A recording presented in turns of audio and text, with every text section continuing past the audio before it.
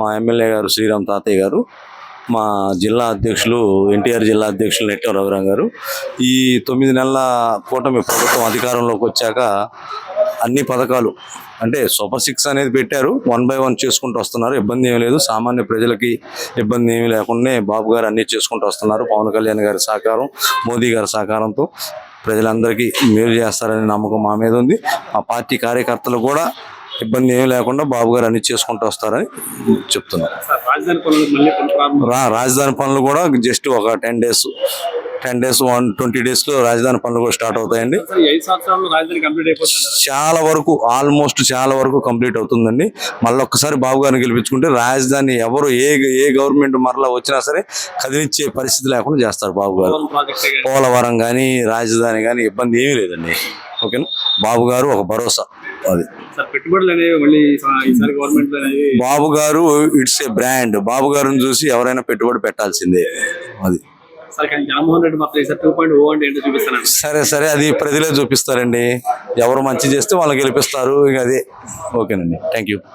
ప్రభుత్వం తెలుగు కూటమి ప్రభుత్వం ఈరోజు రాష్ట్రంలో ఒక మంచి ప్రభుత్వంగా అనేక సంక్షేమ కార్యక్రమాలు చేపడుతున్నాం. ఈరోజు అమరావతిలో పనులు ప్రారంభమవుతున్నాయి. మోడీ గారు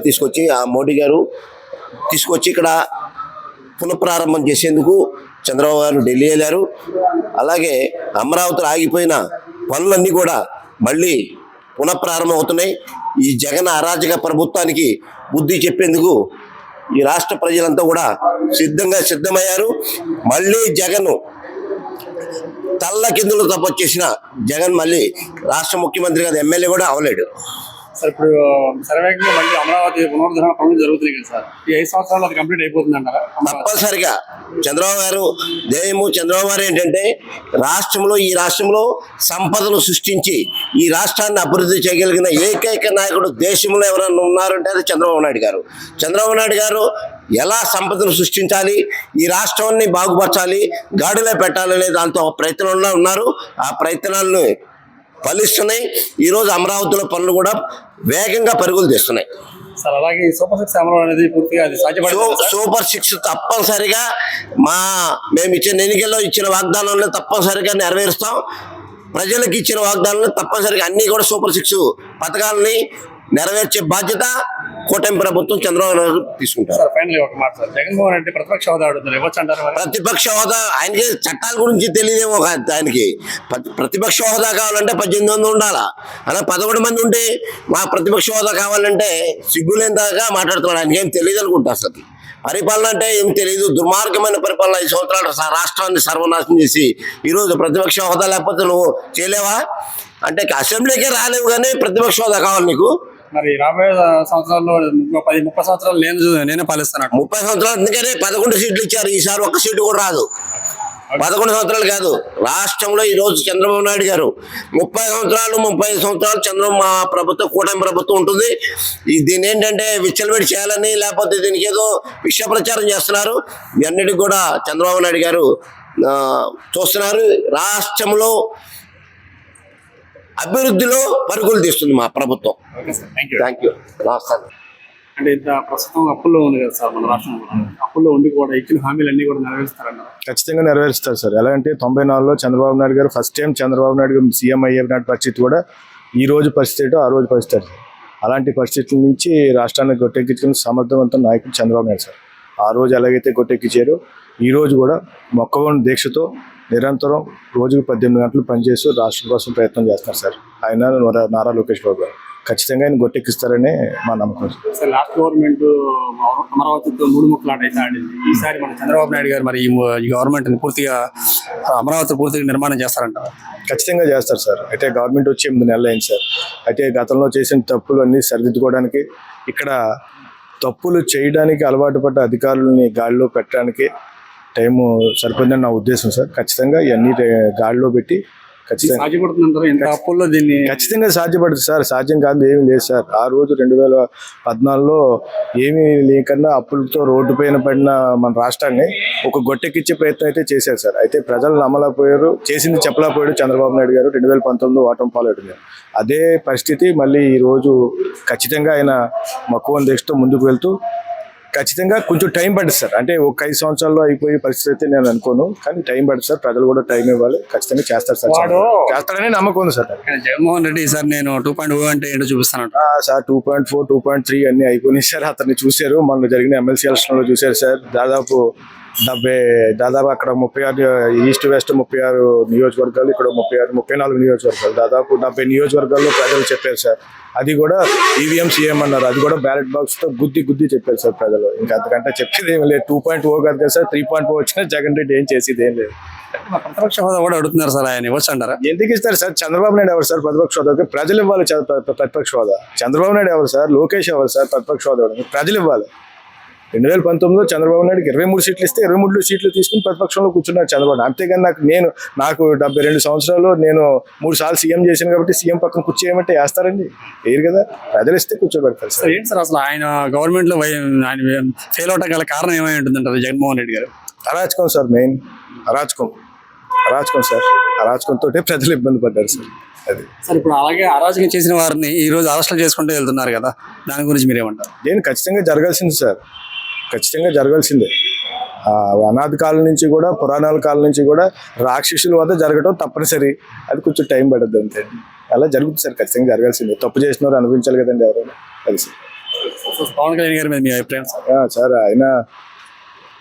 ఆయన కూడా ఖచ్చితంగా మంచి వైపు ఉన్నారు సార్. ఆయన ఓర్పుతో ముందుకెళ్తున్నారు ఖచ్చితంగా. చూడాలి సార్. ఎలా ఉంది సార్ ఆయన వచ్చిన తర్వాత పంచాయతీరాజ్ శాఖ తీసుకున్న తర్వాత గ్రామాలు కానీ పల్లెటూళ్ళు కానీ ఎలా ఉన్నాయి సార్?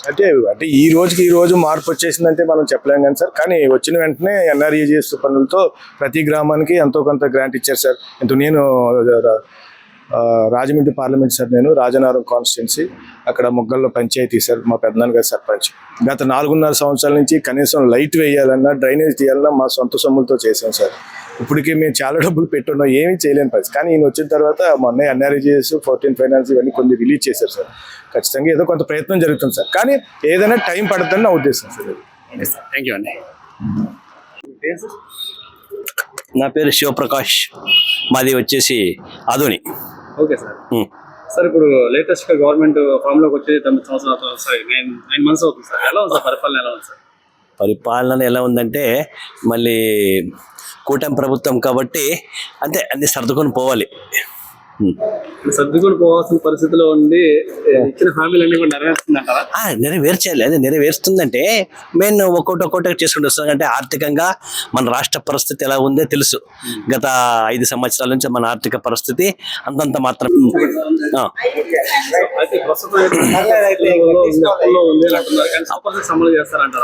తప్పకుండా అమలు చేస్తారు.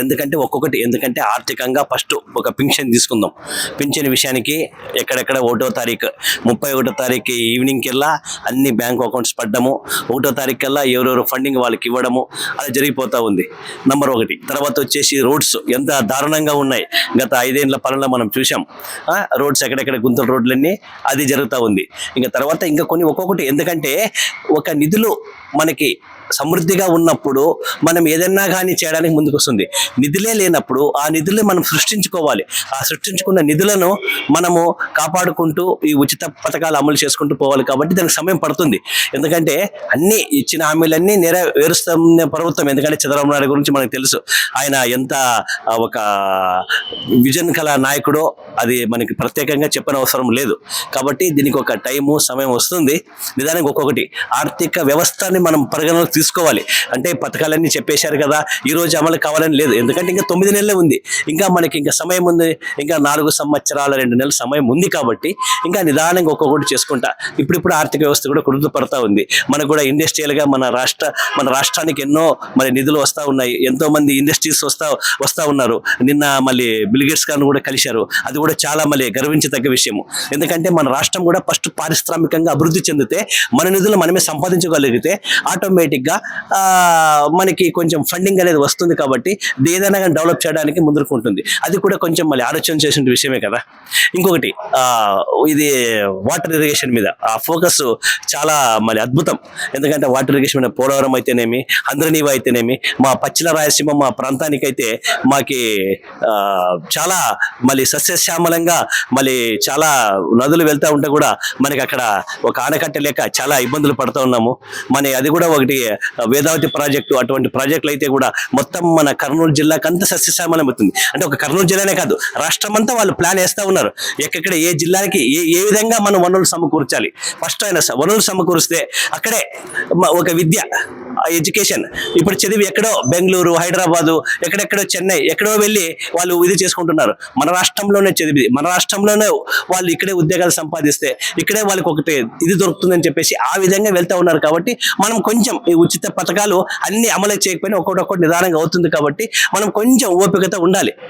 ఇప్పుడు నిధులన్నీ ఉండి కాకపోయింటే మనం ఆలోచన చేయాలి. కాబట్టి నిధులు కొంచెం పరిస్థితి కొంచెం ఇది ఉంది కాబట్టి ఫండింగ్ చాలా ఇబ్బంది ఉంది. కాబట్టి మనం కూడా చాలా మళ్ళీ ఓపిక వహించాలి. ఎందుకంటే ఒక విజయం ఉన్న నాయకుడు, రాష్ట్రం కోసం అభివృద్ధి కోరే నాయకుడు. కాబట్టి మనం దాన్ని దృష్టిలో పెట్టుకొని మనం ముందుకు వెళ్ళాలని. గవర్నమెంట్ లో ఒక కంపెనీ కూడా మన రాష్ట్రంలోకి పెట్టుబడి పెట్టడానికి ముందుకు రాలేదు.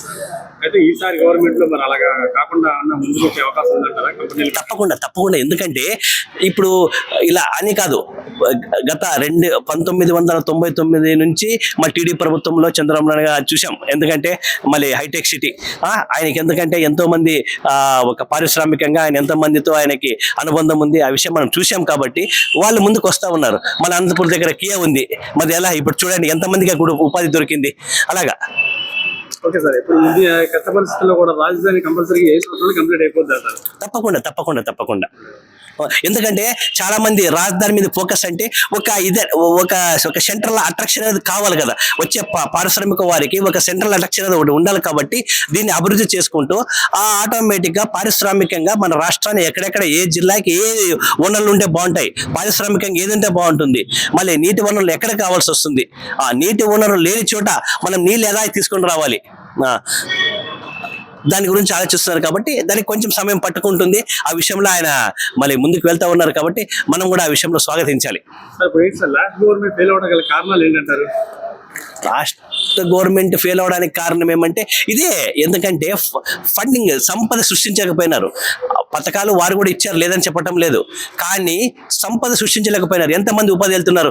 ఎక్కడో చదివి ఎక్కడో బెంగళూరు, బాంబేలో ఉద్యోగాలు లేక, మన పారిశ్రామికంగా అభివృద్ధి లేక, ఏదన్నా కానీ ఉచిత పథకాలతో పాటు పారిశ్రామికంగా కూడా అభివృద్ధి చెందాలి. రాష్ట్రం చెందితే మన వనరులు మన దగ్గర ఉంటాయి.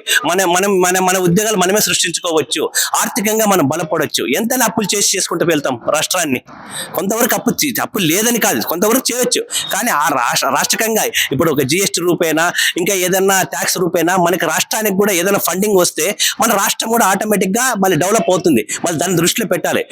మళ్ళీ గత ప్రభుత్వం మళ్ళీ జగన్ గారు చేసిన తప్పు అదే నా అభిప్రాయం. మరి ఈసారి గవర్నమెంట్ లోకి మళ్ళీ జగన్మోహన్ రెడ్డి నేను వస్తానని చెప్పని అంటున్నాడు. వస్తారంటారా? అదంటే చూడండి 2.0 అంటే ఏంటో చూపిస్తాను అనుకోండి. అది మళ్ళీ ఎందుకంటే ఇప్పుడు ఈ విజన్ లో కొంచెం మళ్ళీ వాళ్ళు కష్టపడడం కొంచెం కష్టమే. ఎందుకంటే పరిస్థితి ఎలా ఉంది చూస్తూ ఉన్నారు కదా. పక్కన కూటమి చూస్తున్నాం, మరో 15 ఏళ్ళు అయితే తప్పకుండా చాలా కమ్యూనికేషన్ బాగుంది. జనసేన అవతల కేంద్రంతో బీజేపీ గారితో కూడా వాళ్ళ కమ్యూనికేషన్ బాగుంది. కాబట్టి మరి ఆ కమ్యూనికేషన్ అలాగే కొనసాగించాలి. ఆ కొనసాగితేనే మన రాష్ట్రం భవిష్యత్తు బాగుంటుందని ఒక కార్యకర్తగా నా అభిప్రాయం. ఇవ్వచ్చు అన్నప్పుడు మళ్ళీ అది ఇప్పుడు ప్రతిపక్షం ఉంటేనే ఏదైనా కానీ రైట్ చేయాలా. ఒక చిన్న సర్పంచ్ కూడా రైట్ చేయొచ్చు, ఒక ఎంపీటీసీ కూడా రైట్ చేయొచ్చు. ప్రతిపక్ష హోదాలో ఉంటేనే నేను జనాల సమస్యలు రైట్ చేస్తాననేది ఏమి లేదు. అసెంబ్లీ ఉంటేనే రైట్ చేయాలా. ప్రతి ప్రింట్ మీడియా, ఎలక్ట్రానిక్ మీడియా జనాల లెవెల్ మీరు ఏదైనా సమస్యలు ఉంటే ఎక్కడైనా కూర్చొని రైట్ చేయొచ్చు. వాళ్ళే ఒక ప్రతిపక్ష హోదా ఉంటేనే రైట్ చేయాలి సమస్యల గురించి, లేదన్నదేం తప్పది. ఒక ఎంపీటీసీ నుంచి నువ్వు అపోజిషన్ వరకు నీకు పైన కేంద్రం వరకు నీకు హక్కు ఉంటుంది ఇది రైట్ చేయడానికి నువ్వు.